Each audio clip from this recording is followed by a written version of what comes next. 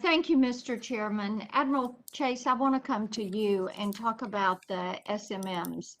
And as we have looked at some of these cyber attacks, we've begun to talk with some of our suppliers they're such an important part of our supply chain, but of course they do not have the financial, the technical, or the cybersecurity support systems for their equipment. And these DIB companies across Tennessee really are interested to see what is going to happen with operational cybersecurity for the U.S. manufacturing supply chain.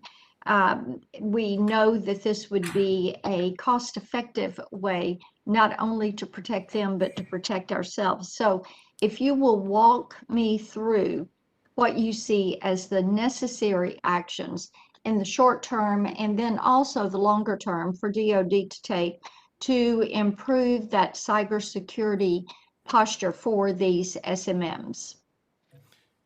So for small business, the single, and really for any enterprise undertaking cybersecurity, the most important thing is getting visibility of the things you own. So making sure that you have both the sensing and the ability to understand what it is you're looking at. And these are becoming available as a service. So I'm excited about that. Security as a service, platforms as a service. For companies that do their business as cloud, these are increasingly prevalent. So we're excited about that. You mentioned operational technology. This is probably in cybersecurity writ large, the least understood because operational technologies are where cybersecurity is meeting control of machines, and in many times those are not even under the same internet protocols that we see under traditional cybersecurity. So that requires a unique workforce. So whether we put a cyber wrapper around that to understand the flows that are going in so that we can look at that in zero trust and make sure that are the right people controlling this? Is this order coming from the place that orders to this piece of machinery should normally come from? These are the sort of things that a control system company would want to know and make sure that they could see happening and be able to intervene. Do you all have sufficient authority to work with these SMMs and to improve or help them harden their systems and properly integrate their systems with yours? I certainly believe that the department has enough to be able to share what we know about both threat, and we have our own operational control systems, operational technology systems, and we can certainly share the best practices. I would say, as the executive order are tasked with a lot of these same topics to make a lot of progress and share those out, work with NIST to develop standards for all of the above. I think those are areas where we can bring the Department of Defense to bear. What about zero trust architecture? How does that inform your efforts as you look at cybersecurity and hardening for the supply chain? So zero trust principles include, at their core, access control and configuration management. And these are common cybersecurity principles.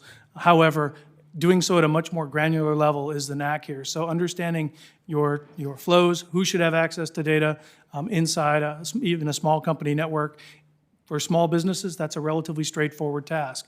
As you start to move up in scale, these need to be able to be done at an enterprise level, so are probably more challenging.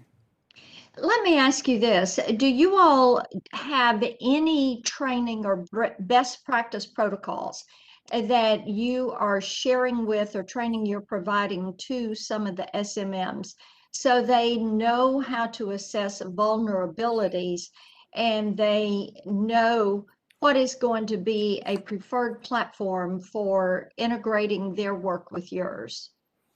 So the Defense Cybercrime Center, I think, has a number of pilot programs. They do a significant amount of training, and so does the counterintelligence community. However, those have not yet been widely exported to the DIB, and I think that's probably an area as we come to learn more internally, we can share that.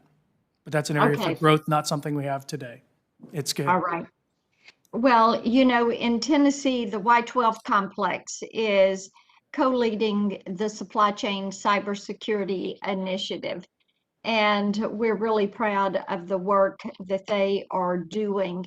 And I will submit a question to you in that regard. I see that I have run out of time.